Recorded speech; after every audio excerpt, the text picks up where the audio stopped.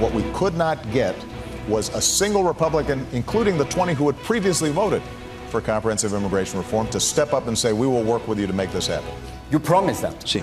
And a promise is a promise. And with all due respect, but you didn't keep that promise. So I am happy to take responsibility for the fact that we didn't get it done, but I did not make a promise that I would get everything done 100% when I was elected as president. Univision anchor Jorge Ramos pressing the president during the campaign on immigration reform. He joins our roundtable right now, along with Republican Congressman Lou Barletta, our own Matthew Dowd, Paul Krugman of the New York Times in Princeton, and Carly Fiorina, former CEO of Hewlett-Packard. Let's begin with immigration. Jorge, you were very tough on the president during the campaign. He laid out his principles this week in Nevada. We also saw a bipartisan group of senators do the same thing. And Harry Reid, optimistic, are you? I am. It's the first time I don't remember ever seeing the president and members of both parties rushing to beat the other to present an immigration proposal. I haven't seen that. It's the most important immigration news in the last 30 years, and especially because it includes a path to citizenship, and it is no amnesty. On both sides, so on far. both sides, yes. So there is no amnesty.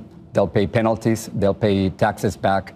They'll go back to the end of the line, and it might take up to 10 to 15 years to become U.S. citizens. So it is definitely, it'll fulfill the promise of the Declaration of Independence. The man not joining the bandwagon, sitting right next to you, Congressman But we Barletta. are equal, either citizens or non-citizens. That's the promise of the Declaration of Independence. This is what it's going to achieve. Let me explain to the audience where you come from, Congressman. You're from Pennsylvania, former mayor of Hazleton. When you were mayor there, you passed ordinances that would punish landlords who rented to illegal immigrants, punish employers who hired them, and you intend to fight this effort for immigration reform in the House. Yeah, this is 1986 all over again, and that was at the time they told the American people this is one time only.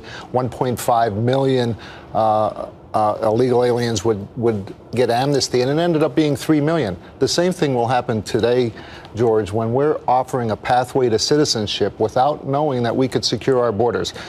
To put it in simple terms, you wouldn't replace your carpet at home if you still had a hole in the roof.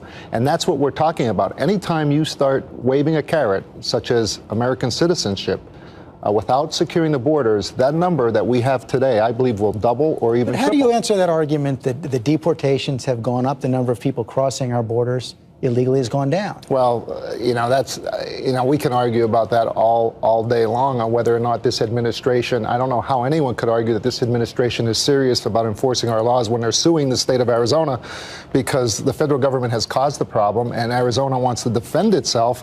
As well as another example is the president's prosecutorial discretion, where he is prohibiting law enforcement agents from enforcing the law. In fact, there are ICE agents who are suing the administration. Matthew Dowd, the congressman brings up 1986. Also in 2000, President George W. Bush's second term, he tried immigration reform, didn't get very far. Well, I don't think the president, obviously, I worked for him then. The President Bush tried really that hard. He actually put much of his political weight behind Social Security reform, which turned out to be a disaster in the midst of that, and he didn't really push that. But he had a problem with his own party in that. President Bush had a problem with the Republican Party in that. The problem, I think, for Republicans is, and I've an Irish immigrant whose great-great-grandfather came over here, whether he was legal or not, when he was 17 years old, in the midst of a society that said no Irish need apply, is that America's always benefit economically and spiritually and morally from immigrants in this country. And we have a situation now, there's 52 million Latinos that live in this country. More than 40 million of them are here legally. Something has to be done. Republicans know this. Republicans know that if you put together a package of border control, of controlling the border, and a path to citizenship, it's going to happen. If Republicans don't do this, it's not as if Latinos say immigration is my top issue, the economy is their top issue. If they don't do this, Republicans could make themselves a minority party for the next generation. Two things to say. One is that this is not, bear in mind what we're not going to do. We're not going to deport the people who are already here. We're not actually going to reverse this. The fact of immigration is going to happen. The question about what we're going to do about border controls, there's some of that in these proposals, but in any case, that's almost a separate issue. The question is one of regularizing the status of people here, basically making them legal, bringing them under labor law, all of that.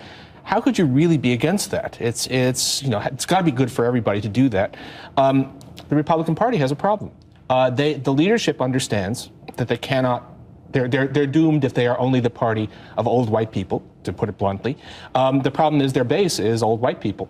And so the rank and file, which answers to the base, which doesn't fear Democrats but does fear Tea Party challengers, may not go along. But this is clearly, there's no possible reason not to do this. And the business community getting behind it as well. Yes, and it's important to remember some facts about the attempted immigration reform in 2007.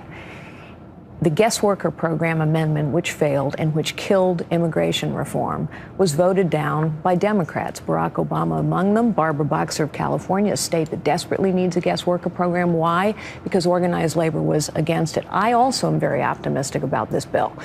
It is carefully crafted to acknowledge that we have to deal with the people who are here today, but also that we have to actually reform our legal immigration system so that we have a guest worker program that works, so that we have border security, so that we don't have 16 different visa programs and many of the people who are here illegally actually have overstayed their visas. In other words, we have a host of problems that have to be solved.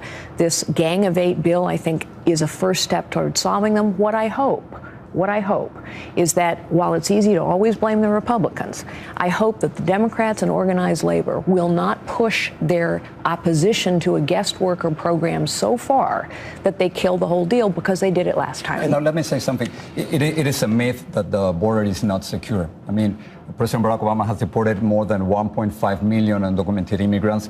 There are more agents than ever before. Apprehensions has gone down. The number of undocumented immigrants has gone from 12 million to 11 million. And the cities along the border with Mexico are among the safest. So if you wait to do something until the border is completely secure, I don't know exactly what are you talking about. The last word. Yeah, well, actually, we have a couple problems here. Number one, 40% of all the people who are in this country illegally didn't cross a border. They came here on a visa that expired and disappeared into our system, and we can't track them. Number two, one thing that we're missing in this whole debate about illegal immigration is the cost. Heritage Foundation did a study that after the taxes are realized by our country, by those who are here illegally, it will cost us $2.6 trillion in Medicare, Social Security. No, we've done those numbers. The Congressional Budget Office. It's pocket. The net cost of all of this is pocket change. No, it's really a very small number. Not when there's programs. This is going to be politics at its best. If people can forge a compromise that will keep Democrats on board and Republicans on board, this will get done. But if President Barack Obama pushes too hard to win and cause the other party to lose, this thing is going to come apart. They're going to contribute much more to the economy than when they take away. Well, the Congressional Budget Office is saying that they're CBO has it as a net positive. They only go out 10 years. CBO only goes out 10 years. CBO goes out 20. And they say $25 billion in 10 years. Because they're contributing $25 billion in 10 years. Because here's the thing. Because so many will be at the lower end of the economic ladder, what they will be paying in taxes, because they will be earning less, and what they'll be taking out in programs that are already going broke, we're not going to be able to afford it. Number two, the people who are hurt the most by this, the CBO is saying that they're going to contribute much more. And remember, what we're doing is we're taking people who are here and we're going to be bringing them into the system, which mostly means that they will be paying taxes. Why are we talking about those who are here legally? How about the legal immigrants? How about the legal Hispanic immigrants? Do you think it's good for them to have 20 or 15 million people compete for their jobs when they came to America for an opportunity? It is why we also have to solve new jobs too. Reforming the legal immigration system is on the table in the Gang of Eight bill. It has to be on the table. Business support requires, just common sense requires, that we not simply say the 11 million people who are here illegally, okay, we'll deal with your status, and we're not going to fix any of these other problems. We have to fix those problems. We do have to take a break. We'll be back.